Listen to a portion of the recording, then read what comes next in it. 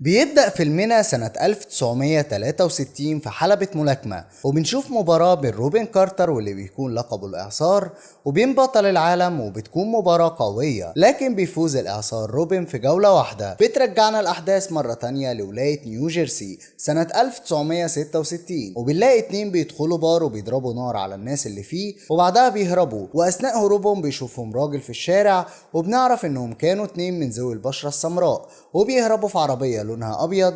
وبنشوف بعدها روبن وصاحبه بيظهروا في المكان وبرضه راكبين عربية لونها أبيض. بيظهر المحقق بيسكا وبنعرف إنه بيكره روبرت وبيقوله إنه هيدمر له حياته بأي طريقة. بنشوف بعدها روبن بيكتب كتابه اللي بيكون اسمه الجولة ال16، وبنشوف الكتاب اللي بينتشر في كل مكان حول العالم. بعد 7 سنين في كندا بيظهر ليزر وسام وبيشتروا كتب مستعملة، وبيشوف ليزر كتاب روبن بالصدفة وبيقلب فيه وبيقرر يشتريه. بنشوفه بعدها بيقرا في الكتاب وبيقرا قصة بيحكيها روبن في كتابه انه لما كان صغير جه راجل كبير وحاول يتحرش بزميله، ولما طلبوا منه يبعد عنه مرضاش طعنوا روبن في بطنه وسابه وجري. وبنشوف روبن في المحكمة وقتها وبيتحكم عليه بالسجن في الإصلاحية. وبيكمل ليزر قراية وبيقول روبن ان الإصلاحية كانت مكان قاسي وانه اتعلم فيها ازاي يبقى مجرم علشان بس يقدر ان يحافظ على حياته. بنرجع لليزر وهو بيقرا الكتاب وبنعرف ان روبن هرب من الإصلاحية بعد 4 سنين، وانه بعدها قدم في الجيش الأمريكي وقدر بعدها ان يعالج نفسه من التعلسم في الكلام اللي كان عنده من وهو صغير. بيتعلم بعدها روبن الملاكمة وبيتدرب لحد ما بيكون من اقوى الناس اللي بتلعب اللعبة دي، وبيرجع بعد كده لنيو جيرسي وهو بطل العالم. بننتقل بالاحداث لسنة 1961 وبيتم اطلاق سراحه من السجن، وبيقول في الكتاب انه تقريبا قضى نص العمر اللي عاشه في السجن، وبيقول انه قرر انه مش هيرجع السجن تاني مهما كان السبب.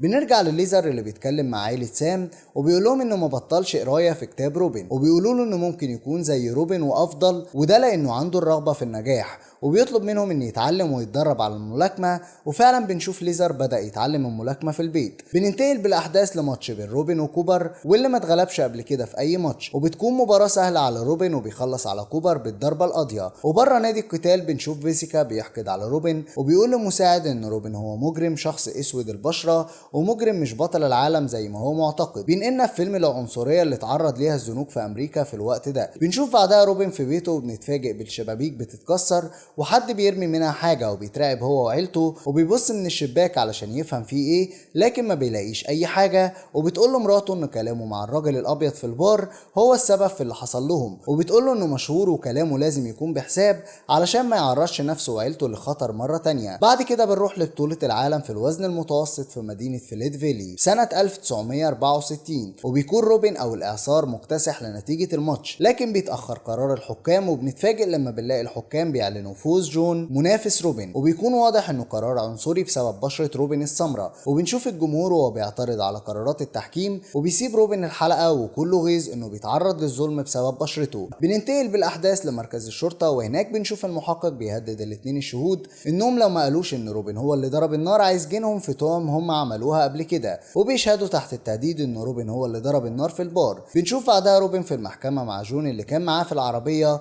وبتقول هيئه المحلفين رايها ان روبن كارتر وجون ارتس مذنبين في تهمه القتل في البار، وبيحكم القاضي عليهم بالمؤبد، وبتنهار زوجته لانه متاكده انه بريء وانه ما قتلش حد. لكن بنشوفه بيقدر يتغلب على هلاوسه بالتدريب في زنزانته لحد ما بيخلص ال90 يوم، وبيطلع روبن من زنزانته وهو لسه لابس بدلته ورافض يلبس بدله السجن. بيقابل روبن ظابط وبيتكلم معاه عن الزي، لكن بيقول روبن انه رافض تماما يلبس لبس المساجين لانه مظلوم وما قتلش حد، وبيتفق معاه الظابط انه هيجيب له بدله المرضى اللي في مستشفى السجن، وبيوافق روبن. وبنشوفه بعدها في سجنه لابس بدله من بدل المرضى اللي بيكونوا في المستشفى. بيمر الوقت وبنشوف روبن بعد 7 سنين بيتكلم مع المحامي بتاعه في التليفون وبيقول له انه عاوز محاكمه جديده لان المحاكمه الاولى غير قانونيه. وبنشوف المظاهرات في كل مكان في شوارع امريكا بتطالب بحريه روبن كارتر، وبيدعموا ناس كتير من المشاهير ان ينال حريته. بنشوف ليزر مع روبن في السجن وبيدور بينهم حوار طويل بيعرف فيه روبن اكتر عن ليزر وعن العيله اللي اتبنته وقاعد معاهم، وبيطلب منه كمان انه ما يبطلش ابدا ان يقرا الكتب لان هي اللي بتديله قوة في حياته. وفي آخر الزيارة بياخدوا صورة مع بعض، وبنشوف ليزر مبسوط جدا وهو مروح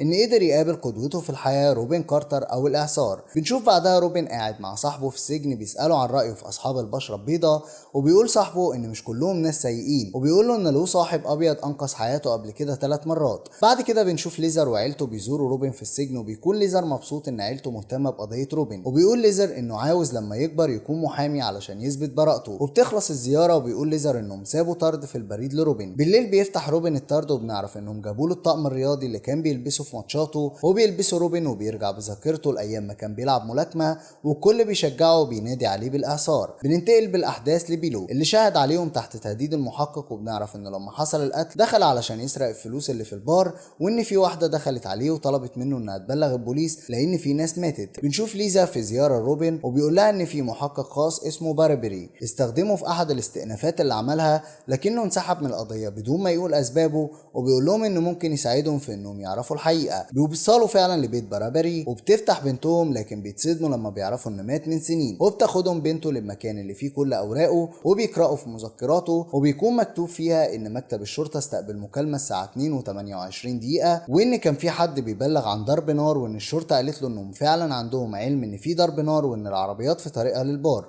وبنعرف كمان إن في الوقت ده كان روبن وجون لسه جوه البار ومروحوش، ومعنى كده إن حد تاني هو اللي ضرب النار في البار. بيحاولوا يثبتوا كده وبيروحوا لبيت الموظفة اللي استقبلت المكالمة، لكنها بترفض تتكلم معاهم، وبيسألوها إن الوثيقة اللي مثبت فيها إن ضرب النار كان الساعة 2 و45 دقيقة وهي مش اللي ماضية عليها. بيزور روبن علشان يحكوا له اللي وصلوا له، ولما بيشوف وثيقة الوقت بيقول لهم إن ده خط إيد المحقق بيسيكا، وإنه استحالة ينسى خطه لأنه ظلمه من وقت ما كان طفل لحد دلوقتي. وفي طريقهم وهم مروحين بيعملوا حادثة، وبنعرف إنها مدبرة من بيسكا علشان يتخلص منهم، لكن بيطلعوا منها كويسين ومش بيحصل لهم حاجة. بننتقل بالأحداث لسنة 1985 وبنشوف روبن في طريقه لمحكمة العدل، وبيسلم عليه صحابه وبيتمنوا له إن يتحقق العدل وينال حريته. وفي المحكمة بيقدم محامي روبن الأدلة اللي وصلت لها عائلة ليزا، وبيكتشف تواطؤ الشرطة والمدعي العام ضد روبن بسبب عنصريتهم ضد بشرته السمراء، وبيطلب روبن إنه يقول كلمة للقاضي وبيسمح له القاضي، وبيقول روبن إنه قضى 20 سنة في السجن بعد ما كان بطل العالم في الملاكمة بسبب الظلم، وبيطلب من القاضي إنه ما يعطيش ظهره للحقيقة،